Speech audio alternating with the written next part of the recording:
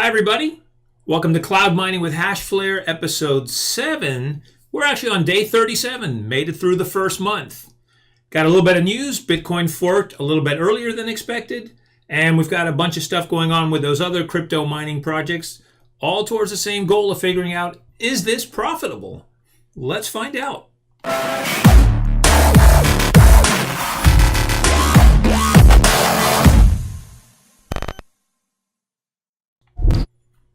All right, so let's take a quick look here.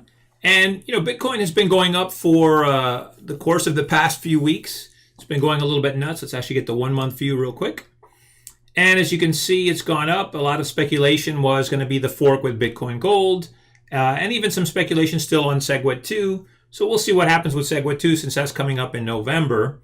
But as far as Bitcoin Gold is concerned, I personally wasn't that excited about it. I think the community didn't follow it. The starting price wasn't where they wanted it, and then it kind of went down. And then, of course, they got DDoSed, and that kind of brought their site down. I know there were some security concerns and a whole bunch of other stuff. In the end, I don't think it's really a great thing for the Bitcoin community for Bitcoin to be split up with their perspectives of trying to bring the coin up. Anyway, the good thing is Bitcoin did fall a little bit today, and kind of came back to that 5,788 range. So not as high as it made it to 6,200, but still pretty good, which means our Bitcoin mining is doing all right. So let's go real quick to the site. Let's take a quick check. Just logged into it, but didn't actually look at the numbers. And from the last time we were reinvesting all of our coins and trying to build up our hash rate, we made it all the way up to 3.31 terahash. And then at that point, I said, all right, freeze, let's make some changes in the way that we're doing this, and let's reevaluate our costs. Because if we are taking Bitcoin, which is profit, so to speak, or income, and we're spending it on more hash power, we got to factor that back into the pricing and update the spreadsheets. And so, in fact, we did. So let's just go to our history real quick, and we'll make sure that today shows up. And there we go. All right. So the 26th is there. Perfect. And let's grab our spreadsheet. And before we just review the quick changes we made, we're just going to update this with the info from the 26th. We'll just grab the payout.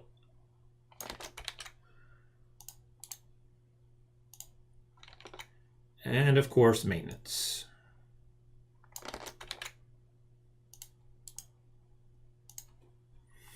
All right.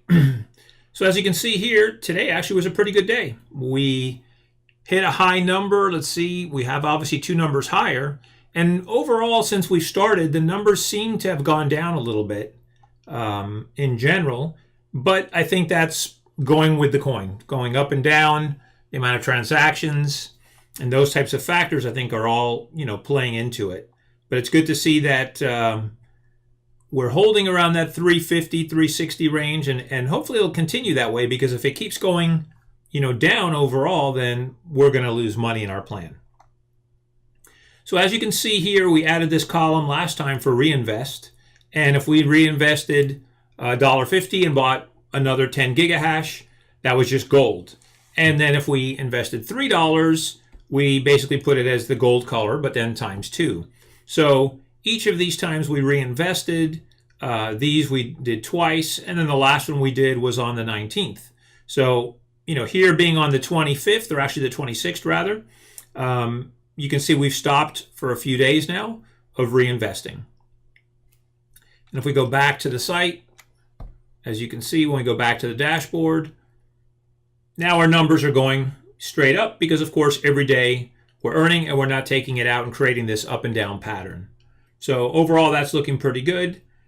We can see here that our projected 1 month is 110. Not as great as it was a couple of days there at the beginning, but still a good number, and hopefully one that'll be profitable.